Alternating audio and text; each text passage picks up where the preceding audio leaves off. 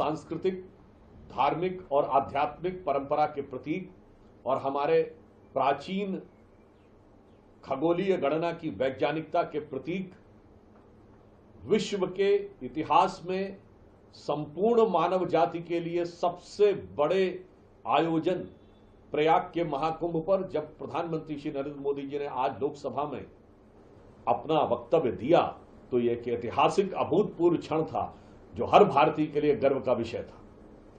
परंतु दुख की बात यह है कि कुछ चुनिंदा लोग आज भी इसमें एक सकारात्मक पक्ष न देखकर अपनी चिरपरिचित शैली में कुछ न कुछ नकारात्मक देख रहे थे। ये वही लोग हैं जिनकी जुबान औरंगजेब को महान कहते हुए नहीं थकती थी, उन्हीं के कान प्रधानमंत्री श्री नरेंद्र मोदी जी के द्वारा आज कुंभ के गुणगान पर पकते हुए दिखाई पड़ रहे। ये वही लोग हैं जिन्होंने कभी भी भारत और भारतीय संस्कृति की इस महानता को स्वीकार नहीं किया।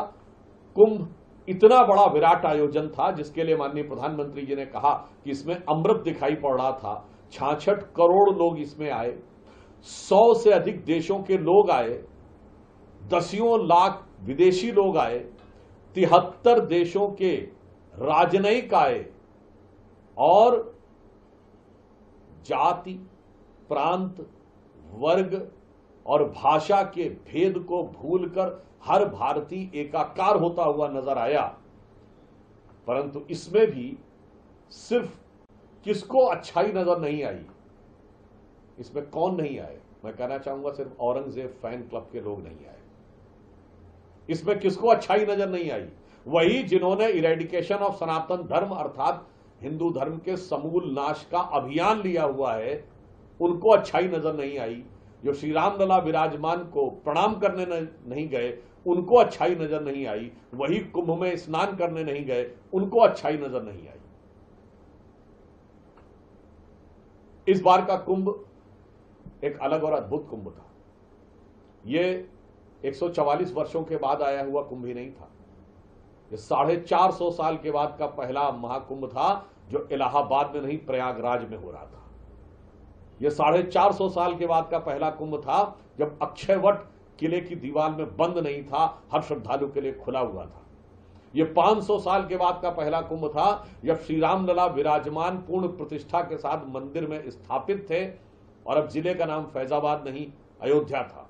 इस 350 साल के बाद का पहला कुंभ था जब आतताई, निर्दयी और क्रूर औरंगजेब के नाम पर महाराष्ट्र के बने हुए जिले औरंगाबाद का नाम अब औरंगाबाद नहीं बल्कि छत्रपति संभाजी महाराज नगर हो चुका था। इतने ऐतिहासिक क्षण के ऊपर भी जिसको अच्छाई नजर नहीं आई है, तो उनके लिए मैं कहना चाहूंगा कि आज अगर देखें तो हजारों हेक्टेयर में फैले हुए, कितने लंबे किलोमीटर क्षेत्र में फैले हुए, हर भारतीय वर्ग, प्रांत और जाति में तोड़ने का जो संकल्प लेकर लोग चले हैं, जिसके आधार पर वो हिंदू धर्म के समूल नाश का विचार लेकर चले हैं, वह विचार संगम में बहता हुआ नजर आया। तो जो माननीय प्रधानमंत्री जी ने कहा था, महाकुंभ का यह संदेश, एक रहेगा भारत देश। उन्होंने कहा था, कुंभ ने क्या संदेश दिया? गंगा की अविरल धारा, न बटे समाज हमारा। तो इसे अगर मैं एक पंक्ति में कहूं तो इस कुंभ ने यह दिखाया है कि जाति, प्रांत और वर्ग भेद के भ्रम को दूर भगाता है। सबके मन का भाव एक है, सबकी भारत माता है। प्रयागराज का महाकुंभ हमको संदेश दिखाता है कि अनेकता में ऐक्य मंत्र को जन जन फिर अपनाता है। देखो प्यारा देश हमारा आगे बढ़ता जाता है।